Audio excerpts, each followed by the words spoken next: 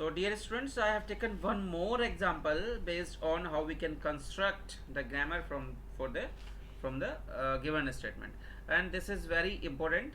अक्सर आपसे एग्जाम में पूछा जाता है कि आप कैसे बना सकते हैं ग्रामर फाइंड आउट कर सकते हैं ऑल लेंथ पैलिंड्रोम के लिए.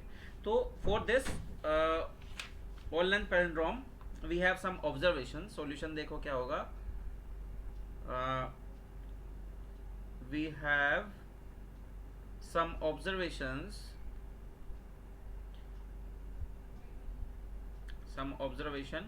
और वो है क्या. फर्स्ट ऑब्जर्वेशन हमारा क्या है कि अगर सपोज करो कि हमारे पास एप्सिलॉन है या नल है, ठीक है, ये सिंबल है, तो ये भी क्या होगा, इज अ पैलिंड्रोम. क्या होगा, ये पैलिंड्रोम होगा, राइट. अब अगर सपोज करो सेकंड पॉइंट क्या दिया है, अगर हमारे पास सिंगल ए या सिंगल बी है तो ये भी क्या होगा, आर, ये भी क्या होंगे, पैलिंड्रोम, ठीक है. देन थर्ड केस क्या है कि अगर हमारे पास if x is a palindrome, x is a palindrome, right, then क्या होगा, AXA and AXA then BXB are palindrome.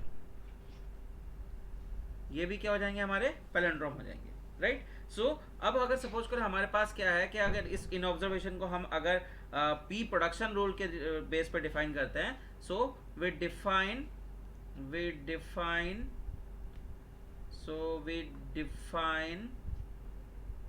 The production define करते हैं, दैट इज पी. तो क्या होगा, इसके बेस पे अगर एप्सिलॉन दिया है तो एस टेंस टू क्या हो जाएगा, ये मतलब नल हो जाएगा. दूसरा केस क्या दे रखा है, दूसरा प्रोडक्शन क्या हो सकता है कि S tends to single A हो सकता है या फिर and S tends to single B हो सकता है, ठीक है. देन थर्ड केस क्या हो सकता है, अगर ए और बी के बेस पे देखो क्या होगा, it will be S drive ASA. और क्या हो सकता है, एंड एस किसको ड्राइव कर सकता है, BSB, ठीक है. अब इसका मतलब क्या है कि सपोज करो कि यहां से हमने नल लिया तो ये ए और B.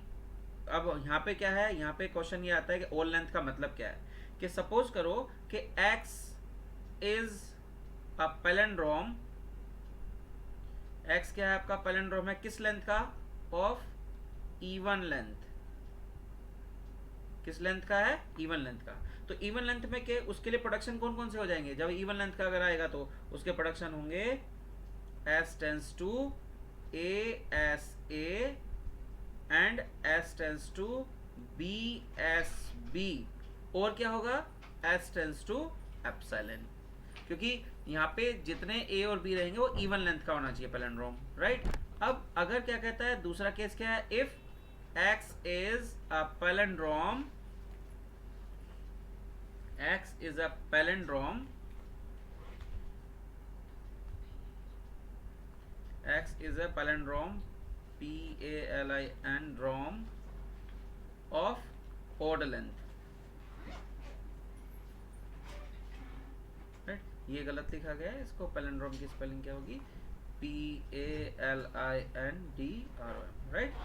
So x is a palindrome of odd length, तो क्या होगा, it will be s tends to ASA and s tends to BSB and s can be A और s can be B. So ये क्या हो जाएंगे, हमारे सारे पैलिंड्रोम्स के लेंथ हो जाएंगे, इवन लेंथ का और ऑड लेंथ का, राइट. सो ये इंपॉर्टेंट क्वेश्चन है जो अक्सर एग्जाम में पूछा जाता है कि इवन लेंथ के पैलिंड्रोम के लिए आपको ग्रामर लिखनी है या ऑड लेंथ के लिए. इवन लेंथ के लिए लिखना है तो ये ग्रामर हो जाएगा, राइट. और अगर ऑड लेंथ के लिए लिखना है तो ये ग्रामर हो जाएगा, right. So this is all about the grammar, how we can generate the grammar from the given statement और फ्रॉम द गिवन लैंग्वेज और from the regular expression, right. अगर इसमें आपको कोई डाउट है या कुछ भी है तो आप कमेंट बॉक्स में मेरे से डिस्कस कर सकते हैं. I will answer to you.